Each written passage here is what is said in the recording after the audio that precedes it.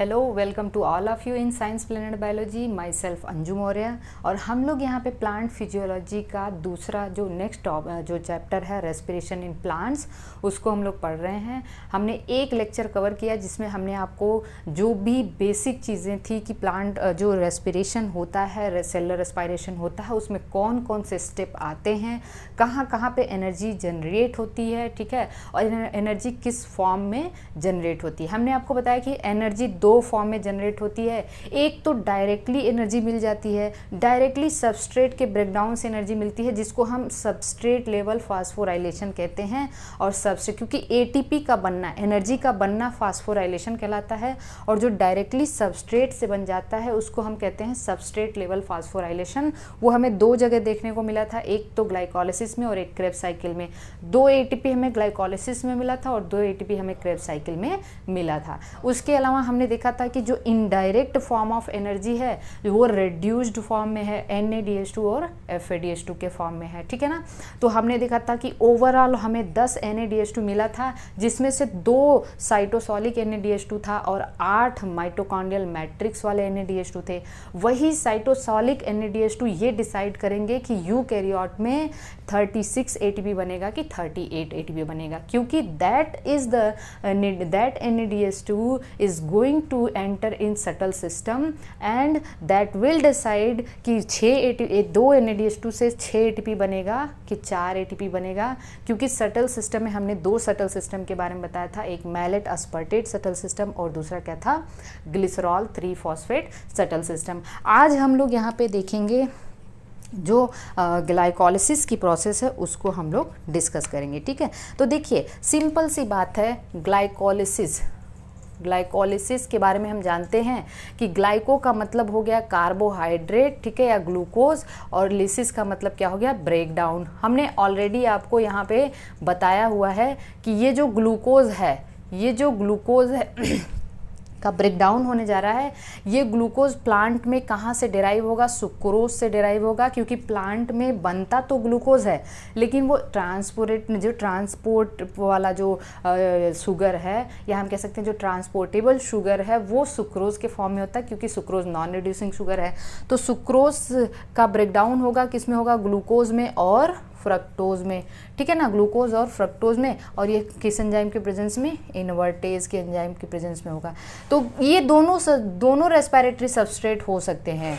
Glucose भी respiratory substrate हो सकता है और फ्रक्टोज भी हो सकता है। अंतर बस ये होगा कि जब ग्लूकोज का ब्रेकडाउन होगा तो यहाँ पे 10 स्टेप्स लगेंगे, लेकिन जब फ्रक्टोज का ब्रेकडाउन होगा तो केवल और केवल 9 स्टेप में ही ये ग्लाइकोलिसिस की प्रोसेस कंप्लीट हो जाएगी। हम लोग देखेंगे ऐसा क्यों है, ठीक है ना।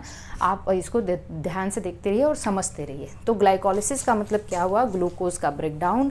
अब हम लोग देखते हैं कि इसमें 2 स्टेप होता है। पहला तो ये है, जैसे आप कोई बिजनेस करने जा रहे हैं तो पहले क्या करते हैं, आप बिजनेस करने के लिए आपको, या कोई फैक्ट्री खोलने जा रहे हैं तो आप पहले मनी इन्वेस्टमेंट करते हैं, मनी इन्वेस्ट करते हैं, फिर आपको मनी मिलना स्टार्ट होता है, प्रॉफिट होना स्टार्ट होता है।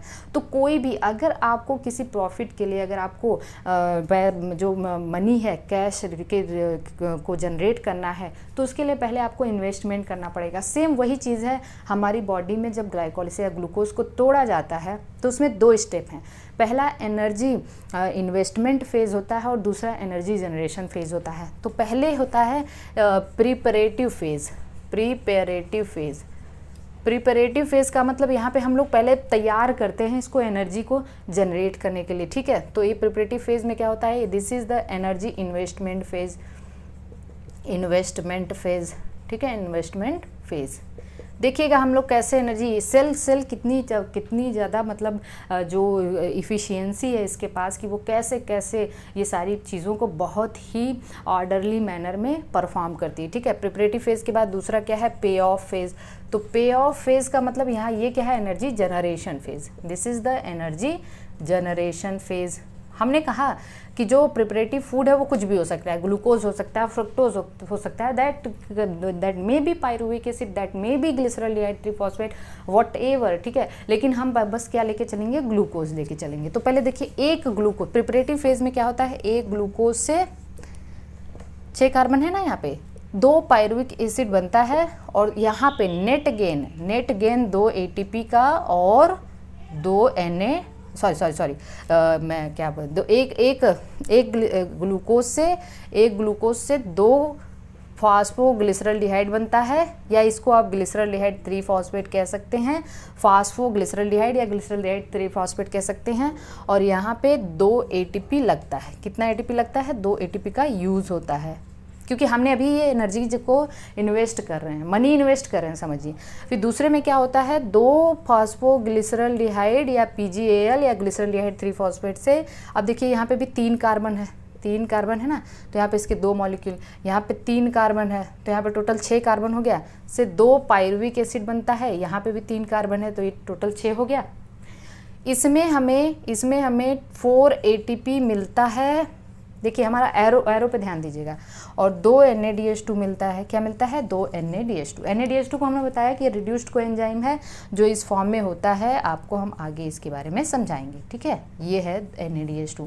अब अगर हम इसको टोटल इस पूरी की पूरी प्रोसेस को, ओवरऑल प्रोसेस को देखेंगे तो ओवरऑल प्रोसेस क्या हो गया? 1 ग्लूकोज से 2 पायरुविक एसिड मिला है ना, 2 पायरुविक एसिड मिला, और नेट गेन कितने का हुआ? यहाँ पे 2 यूज़ हुआ है, यहाँ पे 4 जनरेट हुआ है। नेट गेन हुआ है 2 ATP का और 2 NADH2 का।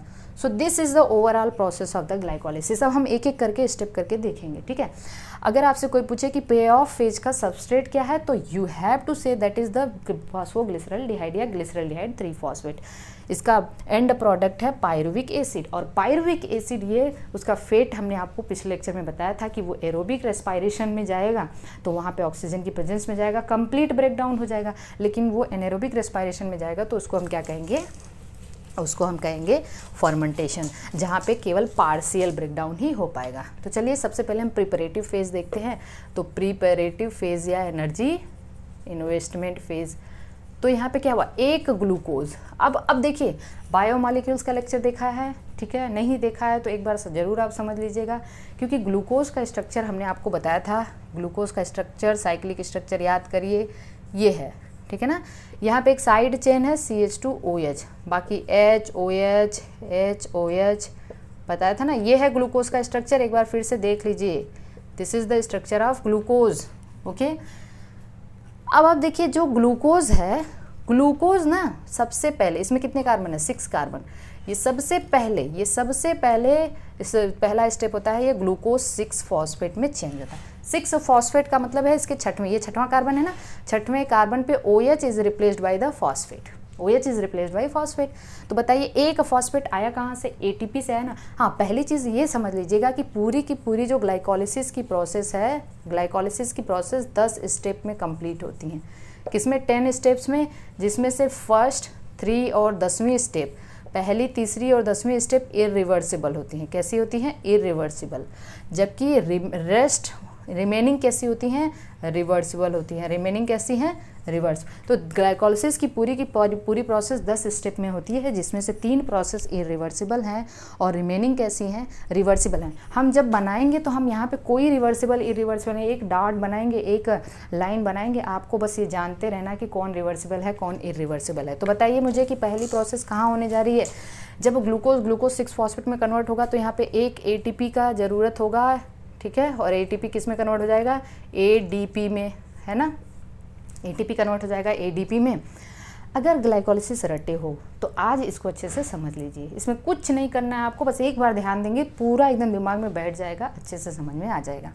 तो एक ग्लूकोज जब ग्लूकोज 6 फॉस्फेट में कन्वर्ट हुआ, मतलब फॉस्फेट की पोजीशन कहाँ है? छठवें कार्बन पे है, ओके। अब ये देखिए हमने आपको बताया था, जहाँ भी फास्फोराइलेशन रिएक्शन परफॉर्म होता है मोस्टली वहाँ पे काइनेज एंजाइम लगता है। और क्योंकि ये शुगर कैसा है? हेक्सोज शुगर है ना, हमने पढ़ा है आपको हेक्सोज शुगर, तो इसलिए इसको हम यहाँ पे जो एंजाइम लगेगा वो क्या लगेगा? हेक्सोकाइनेज, ठीक है। अब ग्लूकोज चेंज होता है, ग्लूकोज फ्रक्टोज 6 फॉस्फेट। बड़ी विडंबना यहाँ पे कि भाई फ्रक्टोज 6 फॉस्फेट में क्यों चेंज हुआ? ये फ्रक्टोज 6 फॉस्फेट में क्यों चेंज हुआ? क्या ज़रूरत है? क्योंकि दोनों एक दूसरे के आइसोमर ही तो हैं। अगर ये दोनों एक दूसरे के आइसोमर हैं तो यहाँ पे कौन सा एंजाइम लगेगा? यहाँ पे एंजाइम लगेगा हेक्सोज आइसोमरेज लगेगा ना, हेक्सोज मरेज, दोनों हेक्सो शुगर हैं, तो चलिए ठीक है। लेकिन ये फ्रक्टोज 6 फॉस्फेट में कन्वर्ट क्यों हुआ? Reason, what is the reason? Reason ये है कि ग्लूकोज का जब साइक्लिक स्ट्रक्चर आप देखोगे तो साइक्लिक स्ट्रक्चर में आप देखोगे कि यहाँ पे केवल एक जगह ये पायरेनोज फॉर्म है। क्या है? ग्लूकोज किस फॉर्म में पाया जाता है? पायरेनोज। लेकिन फ्रक्टोज पायरेनोज और फ्यूरेनोज फॉर्म दोनों में पाया जाता है। पायरेनोज और फ्यूरेनोज फॉर्म दोनों में। जब आप फ्रक्टोज का फ्यूरेनोज स्ट्रक्चर देखोगे तो फ्रक्टोज के फ्यूरेनोज स्ट्रक्चर कुछ ऐसे होते हैं, ध्यान से देखना, जिसमें ये CH2OH है और यहाँ पे OH हो गया, यहाँ पे OH H हो गया, यहाँ पे HOH हो गया और यहाँ पे CH2OH और यहाँ पे H हो गया, है ना? क्या समझ में आ रहा है आपको? समझ में ये आ रहा है कि यहाँ पे 2 जगह हम फास्फोराइलेशन करवा सकते हैं, मतलब 2 जगह भी हम मनी इन्वेस्ट कर सकते हैं। कहने का मतलब ये है कि अगर ये ग्लूकोज ही रहता तो हमने तो बस एक ही, क्योंकि अभी हमारा काम है हम एनर्जी इन्वेस्ट करें, मनी इन्वेस्ट करें। कहाँ कहाँ इन्वेस्ट कर सकते हैं? क्योंकि बाद में हमें एनर्जी जनरेट करना है। तो ग्लूकोज और फ्रक्टोज के पास 2 साइड चेन है जहाँ पे फास्फोराइलेशन हो सकता है, इसलिए हमने इसको फ्रक्टोज 6 फॉस्फेट में कन्वर्ट करा दिया, ठीक है ना? क्योंकि हमें अभी मोस्ट प्रॉब्ली हमें कहाँ पैसा हम लगा सकते हैं। आप कोई भी बिजनेस शुरू करते हो तो आप ये सोचते हो कि हमने पहले यहाँ पैसा लगा देना है, वहाँ पैसा लगा देना है, ताकि कोई ऐसा स्टेप ना छूटे जहाँ से हमें मनी जनरेशन का जो है वो उसमें कोई प्रॉब्लम आए, ठीक है? तो हम ऐसे करते हैं। तो फ्रक्टोज में क्योंकि 2 जगह फास्फोराइलेशन हो सकता है, ग्लूकोज में केवल एक ही जगह फास्फोराइलेशन हो सकता है, तो इसीलिए अब हम फ्रक्टोज देखते हो ना, फ्रक्टोज 1 ये पहला कार्बन है और ये 6वां कार्बन है, तो पहले कार्बन पे भी फास्फोराइलेशन हो सकता है और 6वें कार्बन पे भी हो सकता है। तो हमने देखा यहाँ पे 1,6 फ्रक्टोज 1,6 बिस फॉस्फेट हो गया ना, ये बिस फॉस्फेट, क्योंकि एक जगह हमने और फास्फोराइलेशन करा दिया। वो कहाँ है? यहाँ पे भी ATP लगा तब तो फास्फोराइलेशन हुआ, ATP लगा मतलब एक एनर्जी आया तो यहाँ पे फास्फोराइलेशन हो गया। यहाँ पे भी कौन सा एंजाइम, क्योंकि फास्फोराइलेशन है तो काइनेज एंजाइम लगेगा, तो फॉस्फोफ्रुक्टोकाइनेज। कौन सा एंजाइम लगा? फॉस्फोफ्रुक्टोकाइनेज। अभी हमने आपको बताया था कि अगर ग्लाइकोलिसिस ग्लूकोज से होना है तब तो 10 स्टेप लगेंगे, लेकिन अगर फ्रक्टोज से होना है तो केवल 9 ही स्टेप लगेगा, क्योंकि तब यहाँ पे हम कहेंगे कि फ्रक्टोज 6 फॉस्फेट में कन्वर्ट हुआ है ना, और फिर वो फ्रक्टोज 1,6 बिस फॉस्फेट में कन्वर्ट होगा। तो ये 3 ही स्टेप में ये प्रोसेस कंप्लीट हो जाएगी। समझ में आ रहा है मैं क्या कह रही हूँ? तो ग्लाइकोलिसिस में अगर ग्लूकोज जा रहा है तो 10 स्टेप में प्रोसेस कंप्लीट होगी, अगर fructose as a respiratory substrate है तो केवल 9 ही स्टेप में ये प्रोसेस पूरी हो जाएगी। तो ये बात यहाँ तक समझ में आई। 1,6 बिस फॉस्फेट ये हेक्सो शुगर है ना, फ्रक्टोज हेक्सो शुगर है। यहाँ पे मतलब हम कह सकते हैं 6 कार्बन है, 12 हाइड्रोजन है, 6 ऑक्सीजन है, इसके अलावा 2 फॉस्फेट है ना। अब देखिए क्या होगा, अब होगा कुछ ये कि ये जो फ्रक्टोज 6 बिस फॉस्फेट है, ये अगला एंजाइम यहाँ पे क्या होगा? एल्डोलेज एंजाइम होगा। एल्डोलेज एंजाइम क्या करेगा? इनको 2 चीज़ में तोड़ देगा। अब आप ध्यान दीजिए, क्योंकि ये हेक्सो 2 को बराबर भाग में बांटना है, फ्रक्टोज को बराबर भाग में बांटना है। फ्रक्टोज हेक्सो शुगर है तो इसका बराबर भाग क्या होगा? Triose sugar. याद करिए जब मैं आपको बायोमोलिक्यूल पढ़ा रही थी तो मैंने ट्रायोज शुगर में सबसे सिंपलेस्ट शुगर बताया था ग्लिसरॉल्डिहाइड और डाईहाइड्रोक्सी एसीटोन बताया था ना। याद करिए, ग्लिसरॉल्डिहाइड और dihydroxy acetone. Glyceraldehyde aldose sugar था, डाईहाइड्रोक्सी एसीटोन कीटोज शुगर था। तो ये हो गया ग्लिसरॉल्डिहाइड 1 फॉस्फेट, 2 फॉस्फेट है तो 1 फॉस्फेट हमने ग्लिसरॉल्डिहाइड वाले को दे दिया, एक हमने डाईहाइड्रोक्सी एसीटोन को दे दिया। तो ये हो गया 1 फॉस्फेट, इसको दिया तो ये ग्लिसरॉल्डिहाइड 3 फॉस्फेट या फॉस्फोग्लिसरॉल्डिहाइड हो गया, ठीक है। और 1 फॉस्फेट हमने इसको दिया तो ये डाईहाइड्रोक्सी एसीटोन फॉस्फेट हो गया। Are you getting my points? तो एल्डोलेज की प्रेजेंस में फ्रक्टोज 6 बिस फॉस्फेट 2 बराबर भाग में टूट जाता है। पहला क्या है? ग्लिसरॉल्डिहाइड 3 फॉस्फेट, क्योंकि ये ट्रायोज शुगर है, ये भी ट्रायोज शुगर है, दोनों एक दूसरे के आइसोमर हैं, तो ये दोनों एक दूसरे में कन्वर्ट हो सकते हैं। जब ये दोनों एक दूसरे में कन्वर्ट हो सकते हैं तो बताइए यहाँ पे कौन सा एंजाइम लगेगा? Triose isomerase. कौन सा लगेगा? Triose isomerase. कंप्लीट हुआ ये 5 स्टेप है ये एनर्जी इन्वेस्टमेंट फेज की। पहला ये, दूसरा ये, तीसरा ये, चौथा ये और 5वां ट्रायोज। अब बताइए मुझे कि प्रिपरेटिव फेज के बाद में आपको एक ग्लूकोज से हम कह सकते हैं या तो 2 डाईहाइड्रोक्सी एसीटोन फॉस्फेट मिला या 2 ग्लिसरॉल्डिहाइड 3 फॉस्फेट मिला ना, 2 ग्लिसरॉल्डिहाइड 3 फॉस्फेट मिल गया। चलिए इस पूरे प्रोसेस में 2 ATP लगी, इतनी तो बात क्लियर हुई। आइए अब हम लोग देखते हैं पे ऑफ फेज। बताइए मुझे ग्लाइकोलिसिस के एंड, इसके प्रिपरेटिव फेज के एंड में आपको क्या मिला, 2 ग्लिसरॉल्डिहाइड 3 फॉस्फेट मिल चुका है। अब हम यहाँ पे क्या करेंगे, 2 फॉस्फोग्लिसरॉल्डिहाइड का ले लिया ना, 2 मिला है। कितने कार्बन है यहाँ पे, 3 कार्बन है, ये तो हमें पता है। ये पे ऑफ फेज पढ़ने जा रहे हैं हम। क्या पढ़ने जा रहे हैं, पे ऑफ फेज। ये एल्डिहाइड है ना, ये क्या है, एल्डिहाइड। अब बताइए ये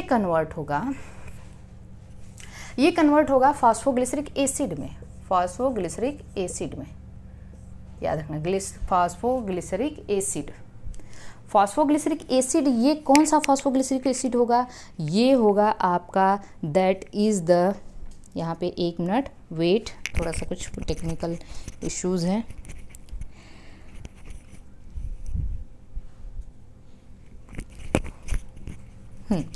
तो ये ग्लिसरॉल्डिहाइड है, ठीक है, ये 2 है, यहाँ पे 1 फॉस्फेट है ना, फॉस्फोग्लिसरॉल्डिहाइड, या हम ऐसे लिख दें इसको, अगर हम इसको ऐसे भी लिख दें तो आप यहाँ पे कंफ्यूज नहीं होना, G3P हो गया ना, ग्लिसरॉल्डिहाइड 3 फॉस्फेट।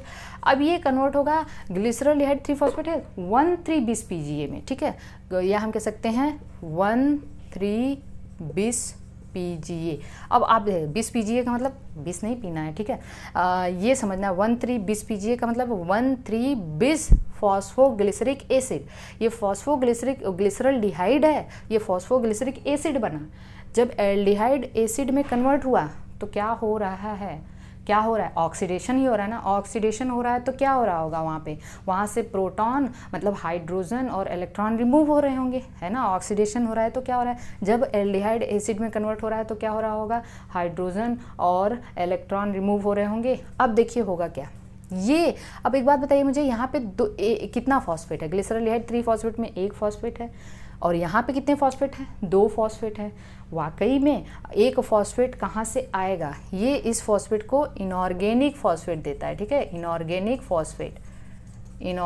फॉस्फेट मतलब हम कह सकते हैं जो फॉस्फेट डोनर है वो इनऑर्गेनिक फॉस्फेट होगा, H3PO4 होगा, ठीक है। लेकिन कुछ और होगा यहाँ पे, और क्या होगा, और ये होगा कि यहाँ पे ग्लिसरॉल्डिहाइड 3 फॉस्फेट डिहाइड्रोजिनेज एंजाइम काम करेगा, डिहाइड्रोजिनेज। अब आप कहोगे ये डिहाइड्रोजिन, बताइए मुझे डिहाइड्रोजिनेज का काम क्या है। हमने एंजाइम पढ़ाते टाइम आपको बताया था कि जो डिहाइड्रोजिनेज एंजाइम होते हैं वो ऑक्सीडेशन रिडक्शन रिएक्शन, मतलब पहला एंजाइम ऑक्सीडो रिडक्टेज पढ़ाया था, एंजाइम का पहला क्लास, वो क्या करते हैं, रिडॉक्स रिएक्शन को कैटलाइज करते हैं। ऑक्सीडेशन मतलब एक सबस्ट्रेट का ऑक्सीडेशन होता है, दूसरे का रिडक्शन होता है। बताइए इसका ऑक्सीडेशन हो रहा है, PgAl का ऑक्सीडेशन हो रहा है ना, तो क्या मिला, प्रोटॉन और इलेक्ट्रॉन मिला, ठीक है, हाइड्रोजन और इलेक्ट्रॉन मिला। उस हाइड्रोजन और इलेक्ट्रॉन को लेके 2 NAD कन्वर्ट हो जाएगा 2 NADH2 में। तो बताइए मुझे NAD प्लस, यहाँ से हाइड्रोजन और इलेक्ट्रॉन लिया और किस में कन्वर्ट हो गया, NADH2 में। तो इसका क्या हुआ, रिडक्शन हुआ, इसका क्या हो रहा है, ऑक्सीडेशन हो रहा है। तो यहाँ पे एंजाइम कौन लग रहा है, डिहाइड्रोजिनेज। या कोई मुश्किल वाली बात नहीं है, कहने का मतलब है डिहाइड्रोजिनेज एंजाइम वहीं लगेगा जहाँ पे ऑक्सीडेशन रिडक्शन रिएक्शन होगा। तो ये एल्डिहाइड एसिड में कन्वर्ट हुआ तो क्या हुआ, यहाँ पे NADH2 बन गया, ठीक है ना। लेकिन यहाँ पे जो फॉस्फेट, एक्स्ट्रा फॉस्फेट आ रहा है, क्योंकि यहाँ पे केवल 1 फॉस्फेट है, यहाँ पे 2 फॉस्फेट हैं, इसके 2 मॉलिक्यूल हैं, है ना। तो जो एक्स्ट्रा फॉस्फेट आ रहे हैं वो इनऑर्गेनिक फॉस्फेट है, ठीक है ना, इनऑर्गेनिक फॉस्फेट। अब यहाँ पे देखिए 1,3-bis PGA, अरे हमने क्या किया था, हमने किया ये था कि हमने अभी तक केवल 2 ATP यूज़ करा था ना। अब जो हमने बोया था ना वो काटने का टाइम आ गया है। कहने का मतलब ये है कि अभी तक हमने केवल 2 ATP यूज़ करा था, लेकिन हमारे पास यहाँ पे टोटल 4 फॉस्फेट आ गए ना। 1,3-bis PGA मतलब यहाँ पे 2 है ना, 1,3-बाइफॉस्फेट ग्लिसरिक एसिड है ये, यहाँ पे 2 फॉस्फेट है, 2 इसका मॉलिक्यूल है तो 4 फॉस्फेट है। तो हम क्या करेंगे, हमारे पास 4 फॉस्फेट हो गया, हमने लगाया था अभी 2 ही, है ना। तो अब यह एनर्जी जनरेशन की जो प्रोसेस है वो स्टार्ट हो जाएगी। तो ये कन्वर्ट हो जाएगा 3 PGA में। जब ये 3 PGA में कन्वर्ट होगा तो बताइए मुझे कि जो एक पहले कार्बन वाला जो फॉस्फेट होगा 3 PGA, यहाँ पे टोटल इसके 2 मॉलिक्यूल, यहाँ पे टोटल 4 फॉस्फेट था, यहाँ पे टोटल 2 फॉस्फेट है ना, 2 ही फॉस्फेट है, एक तीसरे कार्बन पे अटैच्ड है। तो 2 फॉस्फेट हमें क्या होगा, 2 ADP उस फॉस्फेट को लेके, ठीक है, कि उस फॉस्फेट को लेके क्या कर लेगा, 2 ATP बना देगा। पहली ये ATP हमें डायरेक्टली सबस्ट्रेट से मिल रही है, इसीलिए इसको हम SLP कहते हैं, सबस्ट्रेट लेवल फास्फोराइलेशन। जो एनर्जी हमें directly without electron transport system में जाने से, मतलब विदाउट इलेक्ट्रॉन ट्रांसपोर्ट सिस्टम की जो एनर्जी डायरेक्टली मिल जाती है उसको हम सबस्ट्रेट लेवल फास्फोराइलेशन कहते हैं। अब बताइए ये क्या हुआ, ये 3 PGA 2 PGA में कन्वर्ट हो जाता है। अब आप कहोगे अंतर क्या है इसमें, ये इसके भी 2 मॉलिक्यूल, अंतर क्या है, यहाँ पे फास्फेट तीसरे कार्बन पे, यहाँ पे फास्फेट दूसरे, कोई अंतर नहीं है।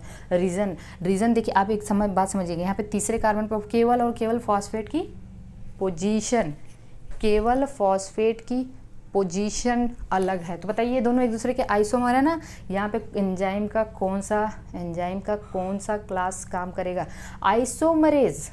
और यहाँ पे जो एंजाइम है उस एंजाइम का नाम है म्यूटेज, उस एंजाइम का नाम है म्यूटेज। तो म्यूटेज बताइए कैसा एंजाइम के किस क्लास में आएगा, आइसोमरेज। अब बताइए 2 अभी हमारे पास 2 PGA है, 2 PGA जो है 2 फॉस्फोग्लिसरिक एसिड है ना, ये 2 फॉस्फोइनॉल पाइरुवेट में कन्वर्ट हो जाता है, 2 फॉस्फोइनॉल पाइरुवेट, ठीक है, फॉस्फोइनॉल पाइरुवेट। ओके, इसके 2 मॉलिक्यूल। यहाँ पे जो एंजाइम कम करता है वो है इनोलेज, और इस स्टेप में वाटर भी बाहर आती है, ठीक है। अब ये फॉस्फोइनॉल पाइरुवेट के 2 मॉलिक्यूल हैं, मतलब 2 फॉस्फेट है ना यहाँ पे, ये 2 पाइरुविक एसिड बना लेते हैं। सब में 3 कार्बन है, 3 कार्बन, ठीक है।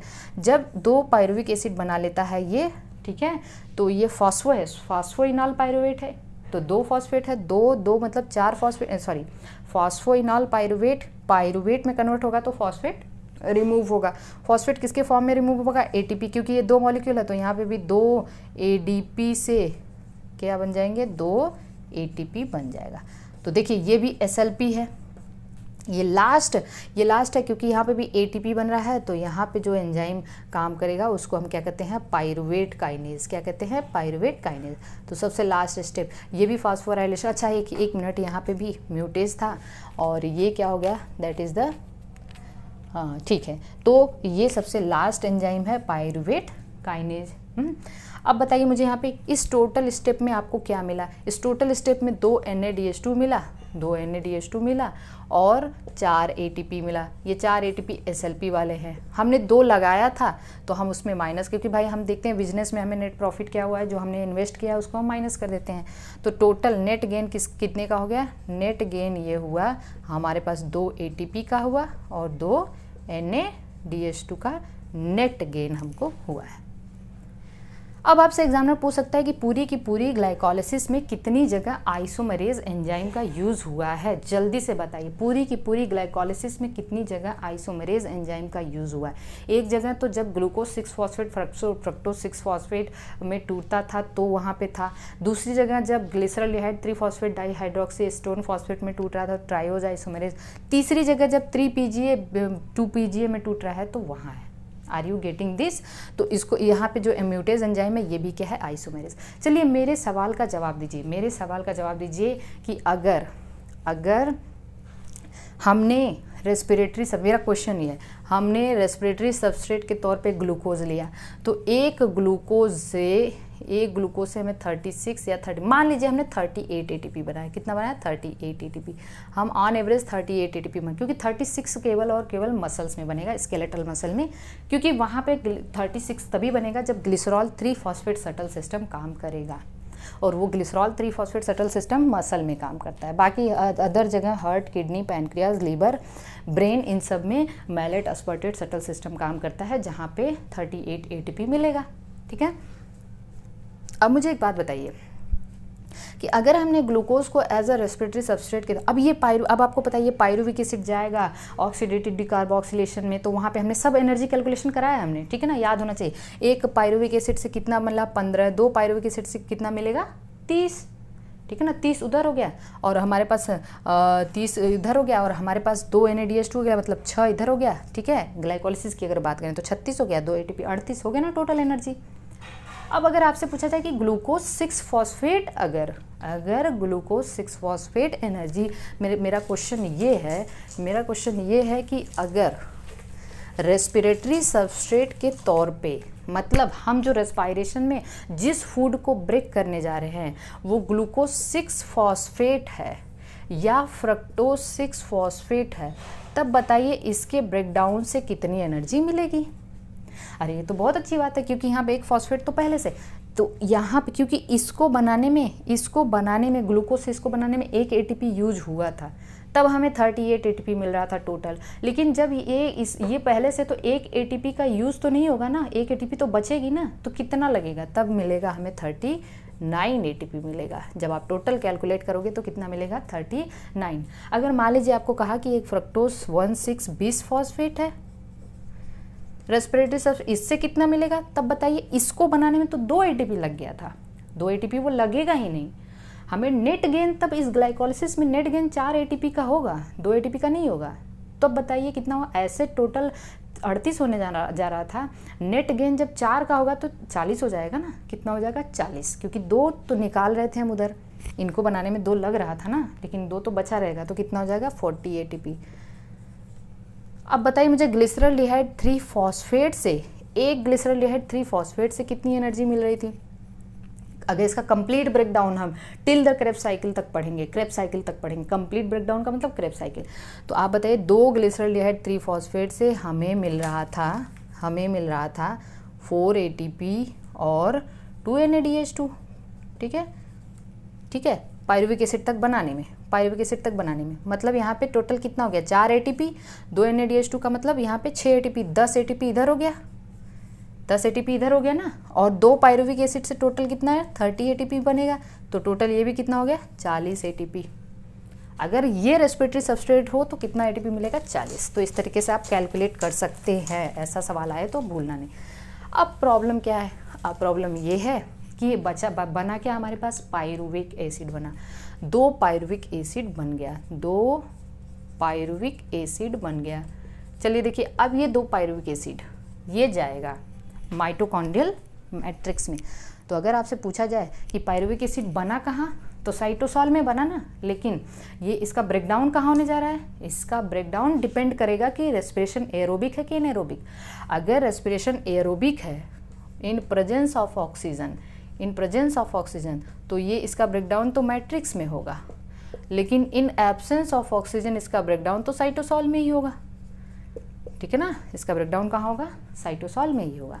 तो ये एरोबिक रेस्पिरेशन में जाएगा, कंप्लीट ब्रेक हो जाएगा, कंप्लीट ब्रेकडाउन हो जाएगा इसका, कंप्लीट ब्रेकडाउन।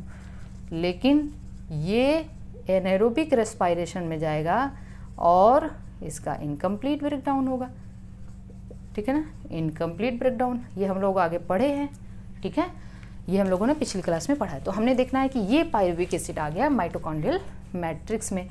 जब ये माइटोकॉन्ड्रियल मैट्रिक्स में आया तो पायरुविक एसिड में कितना है, 3 कार्बन है, टोटल कितने हो गए, हम टोटल लेके चल रहे हैं, 6 कार्बन हो गया, 2 मॉलिक्यूल है।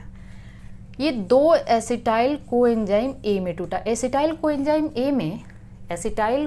ए में 4 कार्बन, 2 कार्बन होता है, तो टोटल कितना हो गया, ये 4 कार्बन। अब एक बात बताइए मुझे कि जब 6 कार्बन 4 कार्बन में टूटेगा, 6 कार्बन 4 कार्बन में टूटेगा तो क्या मिलेगा, 2 कार्बन डाइऑक्साइड बाहर आया।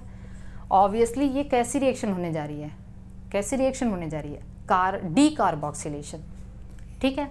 चलिए डी कार्बोक्सिलेशन हुआ, जब ये पायरुविक एसिड इसमें टूट रहा है मतलब इसका ऑक्सीडेशन हो रहा है। पायरुविक एसिड जब इसमें टूटेगा ऑक्सीडाइज हो, पायरुविक एसिड का ऑक्सीडेशन होगा। देखिए ये रिएक्शन ऑक्सीजन की प्रेजेंस में हो रही है, इसमें ऑक्सीजन यूज नहीं हो रहा है। जब पूरी की पूरी प्रोसेस ऑफ रेस्पिरेशन पढ़ेंगे तो ऑक्सीजन का use final electron transport chain में है, ऑक्सीजन की प्रेजेंस में ये सारी रिएक्शंस हो रही हैं, ये प्रोसेस हो रही है, लेकिन ऑक्सीजन का यूज़ नहीं है। ऑक्सीजन का यूज़ कहाँ होगा, इलेक्ट्रॉन ट्रांसपोर्ट सिस्टम में।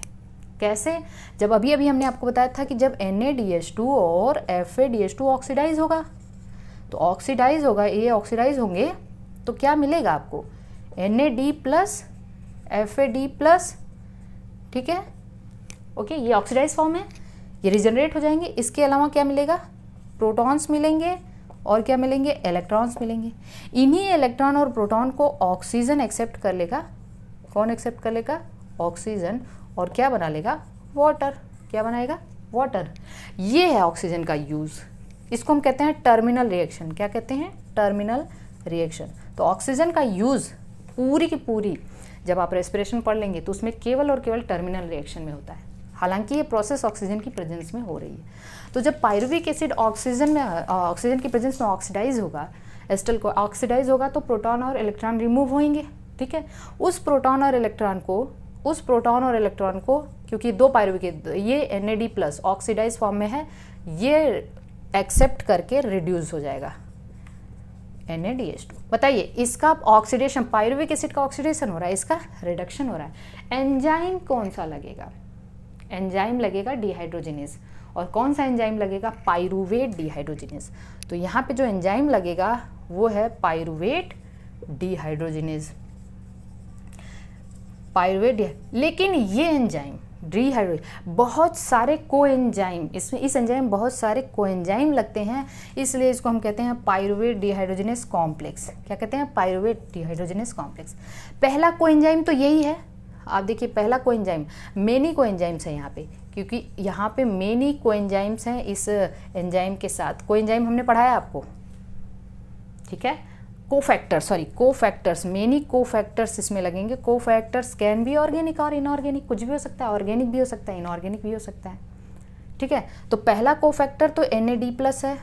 दूसरा फैक्टर तो देखिए कोएंजाइम A है ना, कोएंजाइम A हमने पढ़ाया था, जितने भी कोफैक्टर या ये तो कोएंजाइम है ना, जितने भी कोएंजाइम है वो किससे डिराइव होते हैं? विटामिन से। तो NAD+ विटामिन किससे? नियासिन से। निकोटिनामाइड बताया था, निकोटिनिक एसिड से। कोएंजाइम है विटामिन B5 से, ठीक है ना, विटामिन B5। इसके अलावा Mg+2 लगता है, इसके अलावा लिपोएमाइड लगता है, ठीक है ना, ढेर सारे 5-6 कोफैक्टर्स। इसके अलावा TPP लगता है, थियामिन पायरोफॉस्फेट। आपके बुक में यही 3 दिया है, तो आप ये जानते रहिएगा, ये 3 तो भूलना नहीं है, ये 3 तो आप मस्ट है याद रखना, NAD+, कोएंजाइम A और Mg+2।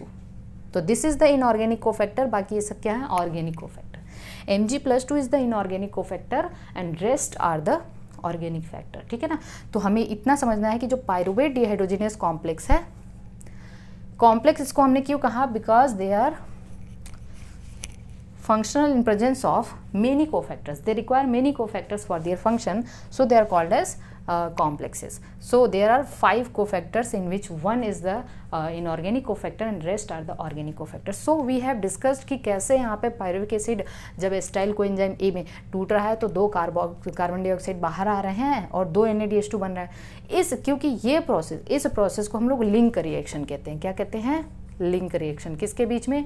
Between glycolysis and Krebs cycle, between glycolysis and Krebs cycle. तो इसको ग्लाइकोलिसिस और क्रेब्स साइकिल के बीच का लिंक रिएक्शन कहते हैं। ये क्लियर हुआ। अब हमारे पास क्या बन गया? एस्टाइल कोएंजाइम में। और एस्टाइल कोएंजाइम में कहाँ पे एंटर करेगा? ये एंटर करेगा क्रेब्स साइकिल में। तो देखिए हम एक एस्टाइल कोएंजाइम ए लेके चलेंगे। आपने देखा था कि एक पायरुविक एसिड से एक एस्टाइल कोएंजाइम ए बना, हमने दो लेके चले थे ना।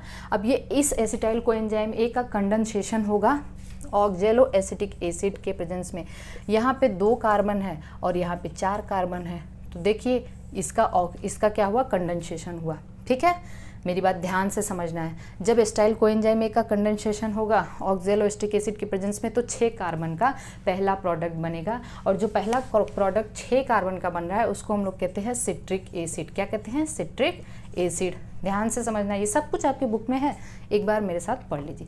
सिट्रिक एसिड में 3 कार्बोक्सिलिक ग्रुप है। कितने कार्बोक्सिलिक ग्रुप हैं? 3 कार्बोक्सिलिक ग्रुप है। जब यहाँ पे 3 कार्बोक्सिलिक ग्रुप है इसलिए इसको हम कहते हैं ट्राई कार्बोक्सिलिक एसिड, ठीक है, try carboxylic acid.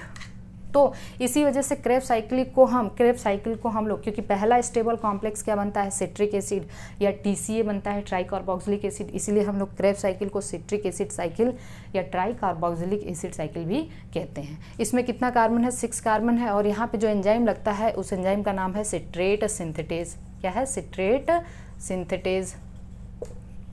Citric acid. अब बताइए सिट्रिक एसिड किस में चेंज होगा? सिट्रिक एसिड चेंज होगा आइसोसिट्रेट में, ठीक है। आप यहाँ पे 1 मिनट, आपके बुक में कैसे दिया है मुझे ये देखना है। 1 मिनट, सिस एकोनिटेज, लेट मी चेक कि कैसे ये आपके बुक में दिया है। देखिए, अच्छा सिट्रिक एसिड को ये डायरेक्टली दे दिया अल्फा कीटो ग्लूटरेट में। तो अब देखिए अल्फा कीटो ग्लूटरेट, कहाँ नाम सुना है जल्दी बताइए आपने? अल्फा कीटो ग्लूटरेट में 5 कार्बन होता है। कितना होता है? 5 कार्बन। नाम कहाँ सुना है जल्दी बताइए? Fate of ammonium ion in the nitrogen fixation. Nitrogen fixation में अमोनियम आयन जो बनता है, क्योंकि अमोनियम आयन टॉक्सिक है, जो अमोनिया बनता है वो फिजियोलॉजिकल पीएच पे अमोनियम आयन में चेंज हो जाता है। अमोनियम आयन टॉक्सिक है, उसको जल्दी जल्दी कहीं पे उसको भेजना है, नहीं तो फिर सेल के लिए या प्लांट के लिए वो डैमेज क्रिएट कर सकता है। तो अमोनियम आयन का एक्सेप्टर कौन था? अल्फा कीटो ग्लूटरेट ही था, ठीक है ना, अल्फा कीटो ग्लूटरेट था। तो पहला अमाइनो एसिड क्या बना था? ग्लूटामिक एसिड बना था। तो अल्फा कीटो ग्लूटरेट में क्या है? 5 कार्बन है। तो एक कार्बन तो कार्बन डाइऑक्साइड के फॉर्म में बाहर चला गया, तो पहली प्रोसेस क्या है यहाँ पे? डीकार्बोक्सिलेशन। क्या हुआ? डीकार्बोक्सिलेशन, ठीक है। और क्या हुआ यहाँ पे? सिट्रिक एसिड ऑक्सीडाइज हुआ, ठीक है ना, सिट्रिक एसिड ऑक्सीडाइज हुआ। कार्बन डाइऑक्साइड निकला ना, तो ऑक्सीडाइज ही हो रहा है ना। जब ये ऑक्सीडाइज होगा तो क्या करेगा? ये प्रोटॉन और इलेक्ट्रॉन रिमूव करेगा और उस प्रोटॉन और इलेक्ट्रॉन को रिसीव करके Na+ रिसीव करेगा और किस में चेंज हो जाएगा? NADH में। किस में चेंज हो जाएगा? NADH2 में, ठीक है। अब बताइए NADH, ये रिडक्शन हो रहा है, इसका ऑक्सीडेशन हो रहा है, सिट्रिक एसिड का ऑक्सीडेशन हो रहा है, इसका रिडक्शन हो रहा है। एंजाइम कौन सा लगेगा? डिहाइड्रोजिनेज। तो कौन सा एंजाइम यहाँ पे लगा? Citrate dehydrogenase. कौन सा एंजाइम लगा? Citrate dehydrogenase. और ये पूरी की पूरी प्रोसेस क्या हो रही है? Oxidative decarboxylation. पढ़ते हैं ना आप लोग, यहाँ पे सिट्रेट डिहाइड्रोजिनेज एंजाइम। बताइए अल्फा कीटो ग्लूटरेट फिर चेंज होगा सक्सिनिल कोएंजाइम ए में। सक्सिनिल कोएंजाइम ए, यहाँ पे 4 कार्बन है, ऑब्वियसली यहाँ पे 5 कार्बन है, यहाँ पे 4 कार्बन है, तो कार्बन डाइऑक्साइड के फॉर्म में ये बाहर आया, मतलब एक अल्फा कीटो ग्लूटरेट का ऑक्सीडेशन हो। देखिए ये भी ऑक्सीजन की प्रेजेंस में हो रहा है, लेकिन ऑक्सीजन कहीं यूज़ नहीं हो रहा है। ऑक्सीजन का यूज़ सबसे लास्ट में होगा, जिसको हम टर्मिनल स्टेज कहते हैं, टर्मिनल रिएक्शन कहते हैं, ठीक है ना। अल्फा कीटो ग्लूटरेट ऑक्सीडाइज हुआ सक्सिनिल कोएंजाइम ए में, तो कार्बन डाइऑक्साइड रिमूव हुआ, ऑक्सीडेशन से इलेक्ट्रॉन प्रोटॉन रिमूव हुए, तो वहाँ पे फिर क्या होगा? वहाँ पे NAD फिर से NAD+ उस इलेक्ट्रॉन प्रोटॉन को लेके NADH2 में कन्वर्ट हो जाएगा, और ये क्या हो रहा है? रिड्यूस हो रहा है, ये ऑक्सीडाइज हो रहा है। तो अगेन यहाँ पे क्या हो रहा है? ऑक्सीडेटिव डिकार्बोक्सिलेशन है ना, ऑक्सीडेटिव डिकार्बोक्सिलेशन। लेकिन ये ऑक्सीडाइज हो रहा है, ये रिड्यूस हो रहा है, तो यहाँ पे एंजाइम क्या लगेगा? डिहाइड्रोजिनेज। कौन सा dehydrogenase? Alpha keto glutarate dehydrogenase, ये एंजाइम लग गया। इसमें 4 कार्बन है। अब जो सक्सिनिल को एंजाइम में है, ये चेंज होता है सक्सिनिक एसिड में। किसमें? सक्सिनिक एसिड में। ये बड़ी इंपॉर्टेंट स्टेप है। इसमें एक थायोकाइनेज, क्योंकि थायोकाइनेज यहाँ पे क्या है? कोएंजाइम ए है, ठीक है। यहाँ पे एक एंजाइम लगता है थायोकाइनेज, ठीक है। तो ये एक एनर्जी जनरेटिंग स्टेप है, जिसमें एक GTP प्रोड्यूस होता है, ये भी SLP है, ठीक है। ये क्या है? Substrate level phosphorylate. आपको बस मैं जल्दी जल्दी बता दे रही हूँ, क्योंकि ये सब स्टेप्स आप लोग पढ़ते हैं।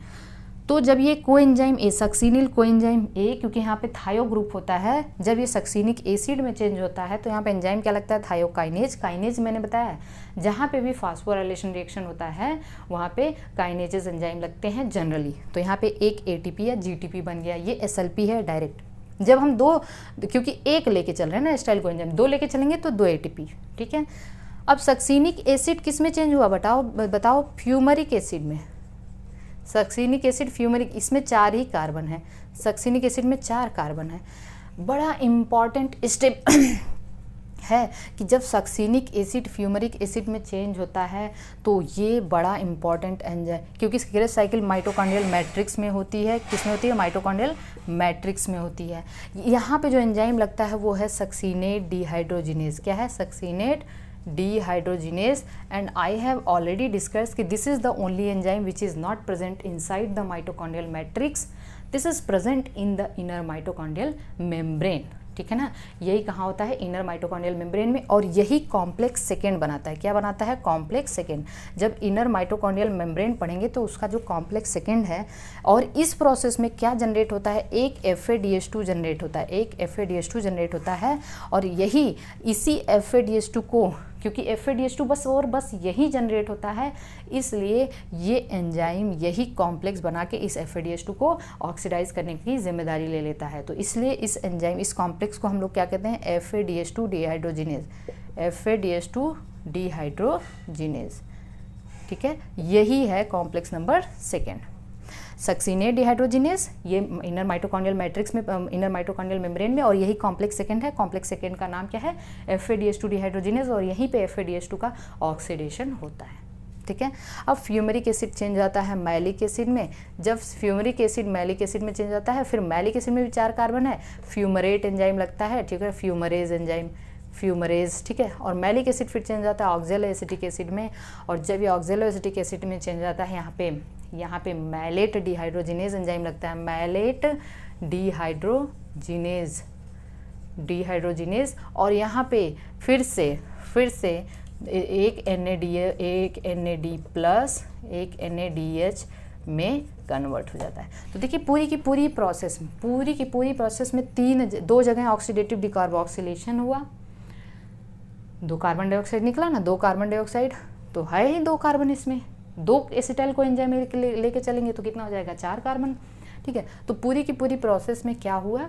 ये हुआ कि अगर हम एक एसिटाइल को एंजाइम A लेके चलते हैं तो हमें 2 कार्बन डाइऑक्साइड मिलता है, हमें 3 NADH2 मिलता है, हमें 1 FADH2 मिलता है, और हमें 1 ATP मिलता है या GTP मिलता है। मतलब 3 मतलब 12 ATP यहाँ हो गया, 2 ATP यहाँ हो गया, 1 ATP, मतलब 12 2 14 1 15, नहीं कुछ तो गड़बड़ हो रहा है यहाँ पे। 3 NADH, 3 तो 9 हुआ ना, सॉरी मैथ कमज़ोर है मेरी, 9 हुआ ना, ये 9 ATP यहाँ हुआ, 9 11 12। अगर हम दो एसिटाइल को एंजाइम ये लेके चलते हैं तो 24। ठीक है। कहने का मतलब क्रेब्स साइकिल से हमें 24 ATP मिलती है, जिसमें डायरेक्ट 2 ATP है और इनडायरेक्ट जो रिड्यूस्ड को एंजाइम के फॉर्म में है वो 22 ATP है। ठीक है ना। तो this is all about the Krebs cycle. तो यहाँ तक बात समझ में आ चुकी है। ओवरऑल प्रोसेस भी हमने आपको बता दिया है कि एक पायरुविक एसिड से क्या होगा, फिर एक एसिटाइल को एंजाइम से कितना एनर्जी मिलेगा। Let me check the time. So आज के लिए हम लोग ये देखते हैं, आज क्रेब्स साइकिल हमने देख लिया। अगले लेक्चर में हम लोग क्या देखेंगे? हम लोग देखेंगे इलेक्ट्रॉन ट्रांसपोर्ट सिस्टम, इसके अलावा फर्मेंटेशन, और जो भी आपकी एनर्जी बैलेंसिंग सीट वगैरह है उसको हम लोग समझेंगे। ठीक है। ओके।